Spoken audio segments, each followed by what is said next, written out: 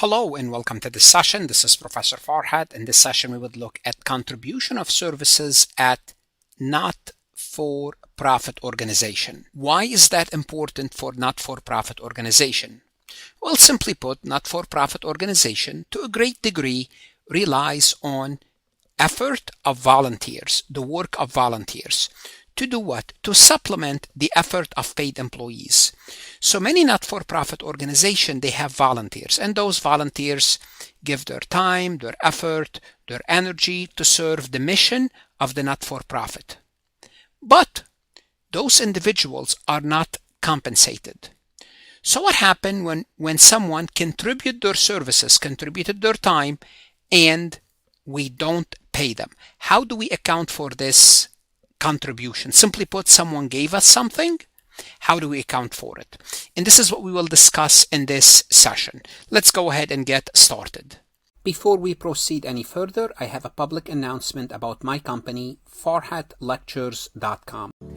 Farhat Accounting Lectures is a supplemental educational tool that's going to help you with your CPA exam preparation as well as your accounting courses. My CPA material is aligned with your CPA review course such as Becker, Roger, Wiley, Gleam, Miles. My accounting courses are aligned with your accounting courses broken down by chapter and topics. My resources consist of lectures, multiple choice questions, true-false questions, as well as exercises. Go ahead, start your free trial today. Well, here's what's going to happen. When an individual contributes a service to a not-for-profit organization, we might have to recognize a revenue or we may not. When do we recognize a revenue? So we might have to recognize this as a revenue. Simply put, we received a value of something out of nowhere for free. Well, we recognize the revenue if the services this individual provided are of a professional in nature. Simply put, another word for this is specialized in nature. And notice in the word and, it's not only they're specialized in nature, and the entity would have otherwise have to purchase the service. So one thing is the service being provided is of a professional nature. It means it requires specialized skills, some sort of a talent, maybe a license, maybe a degree, maybe a certification, maybe experience of a specialized nature. And remember the plus, the entity would otherwise have to purchase for the service. In other words, the entity is in need of it. Somebody gave you this service for free. That person is a specialized professional, and you needed the service, otherwise you would have to pay for it.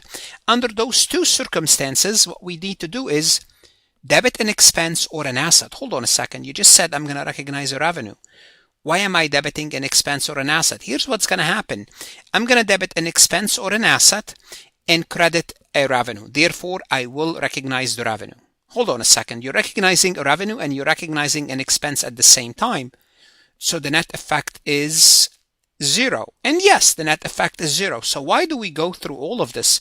How about we treat this as if it's water under the bridge? Like, somebody contributed the services. Just don't worry about it. Don't recognize a revenue and expense, which will give you an effect of 0. The reason is we want to do so to tell the users of the financial statements, the users of the not-for-profit organization, the cost of running the business. Because when we raise money, we want to show them, let's assume this individual, we had to pay for it. This is how much it would have to cost us. Therefore, they know to run the business, it costs that much. So we show both the revenue and the expense. Now you're saying sometime we debit an asset. Yes.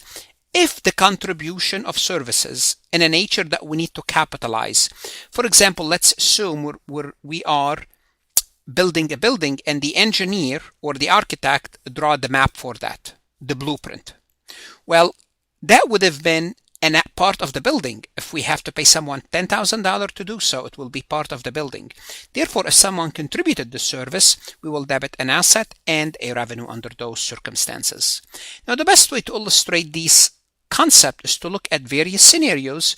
That's going to give you an idea whether we are going to recognize the contribution as a revenue and an expense at the same time. Let's look at scenario 1. An architect drafts a renovation plan for a not-for-profit museum. Now we're going to assume that they need an architect. We're going to assume if that architect did not provide the service, they would have to purchase for it. And yes, if you want to renovate a museum, you need an architect. The architect is a specialized nature. Recognize as contribution? Yes, you would recognize as contribution. Now, would that be debit and asset credit revenue or debit and expense credit revenue? That becomes debatable. But the point is you would recognize the contribution. Most likely it's an asset. It's part of the building. A doctor provides free health clinics at NFP. Well, we're going to assume that people at this free clinic in need, the health clinics are in need of a doctor to provide services. A doctor of a specialized nature. We meet both conditions, revenues and expenses, debit and expense, credit revenue, for the services this doctor is providing. A group of neighbors plants a community garden for an NFP. Do we need a garden? Yes. Let's assume yes, we need a garden. A group of neighbors. Is this service of a specialized in nature or professional in nature? And the answer is no. Plant a community garden, practically you don't need any special skills. Therefore, we don't debit an expense, credit a revenue or an asset because the type of the service is not of a specialized nature. A professional accountant prepare tax filing for an NFP. Would the NFP needs to prepare their taxes? Yes. Would they need to pay someone? Yes. Would that someone, professional accountant, a CPA, is a person of a specialized nature? I would say yes. So we check both boxes. The service is of professional in nature, specialized in nature. That's one. Two, they would need to pay someone. And believe me, as I always mention when I talk about NFP, I used to do audits for NFPs. I used to prepare their tax returns as well. So yes, they do pay for this. But if they get a free service, which is sometimes we used to do that, my partner used to, for some not-for-profit, used to contribute this for free, then they would have to debit and expense credit revenue, and simply put, we would see this that they're debiting expense crediting revenue for us. Let's take a look at more scenarios. Local musician perform at not-for-profit fundraising event. Would we say a local musician of a specialized nature? I wouldn't say so. Do we have to pay someone to sing at a fundraising event? Not necessarily. We may not have to pay for that. I mean, if someone come and sang, that might be helpful, but we may not purchase it. Therefore, it doesn't meet those conditions. Therefore, we don't recognize the contribution. A marketing professional manages a campaign for the NFP. Well, we need to have a marketing campaign. We need to pay for it. Do we need a specialized person? Yes, you need a specialized person in marketing. So I would say we need it. We need a person that's specialized in this business, a marketing professional. Yes, therefore we recognize the contribution.